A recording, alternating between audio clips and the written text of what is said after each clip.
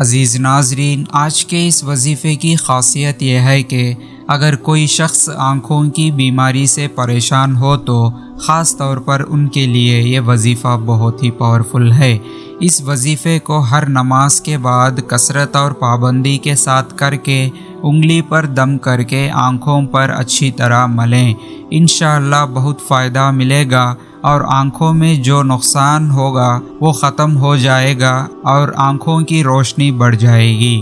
عمل یا وظیفہ کرنے کا طریقہ یہ ہے کہ سب سے پہلے 11 مرتبہ درود ابراہیمی پڑھنا ہے، پھر اسکرین پر بتائی ہوئی آیت شریف کو 3 مرتبہ پڑھنا ہے، پھر اس کے بعد 11 مرتبہ درود ابراہیمی پڑھنا ہے۔ مکمل ویڈیو چینل پر موجود ہے، چیک کریں، اور مزید ویڈیوز کے لیے ویڈیو کو لائک کریں، شیئر کریں اور بیل آئیکن کو ایکٹیو کر کے چینل کو ضرور سبسکرائب کریں۔